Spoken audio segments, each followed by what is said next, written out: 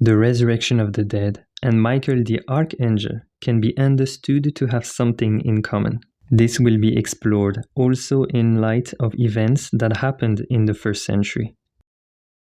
In Daniel 12, it is written that at that time Michael the great ruler shall stand up, and many of the sleeping ones in the dust of the ground shall rise up, some to everlasting life and some to everlasting shame. Michael here will be Michael the Archangel. So here in Daniel, Michael was mentioned alongside the event where many will rise up, which we could understand as the resurrection of the dead. So here Michael the Archangel may be involved in the events surrounding the resurrection of the dead. Near the start of the First Jewish-Roman War, which led to the destruction of Jerusalem around AD 70, historians recorded that several events happened. In the 1st century, it was written in Revelation about a war in heaven. Michael and his angels were to fight against the dragon, and the dragon and his angels fought.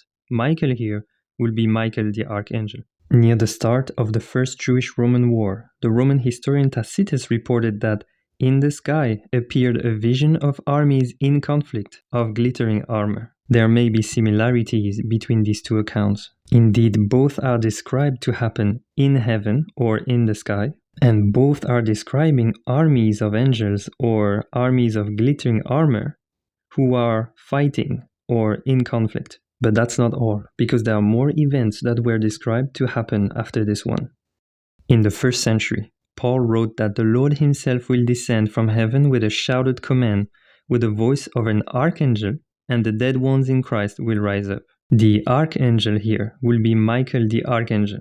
Near the start of the First Jewish-Roman War, the Roman historian Tacitus reported that the doors of the holy place abruptly opened. A superhuman voice was heard to declare that the gods were leaving it, and in the same instant came the rushing tumult of their departure. There may be similarities between these two accounts. Indeed, in both there was, for example, a voice of an archangel, or a superhuman voice, and as a result the dead ones will rise up or will have a departure.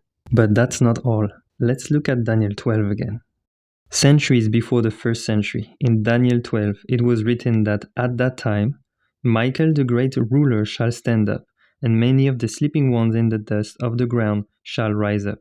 Michael here will be Michael the Archangel. Near the start of the First Jewish-Roman War, the historian Josephus wrote that they heard a sound of a great multitude saying, "Let us remove hence." There may be similarities between these two accounts. Indeed, in both there was, for example, many or a multitude being involved, and these will be described to rise up or to be removed.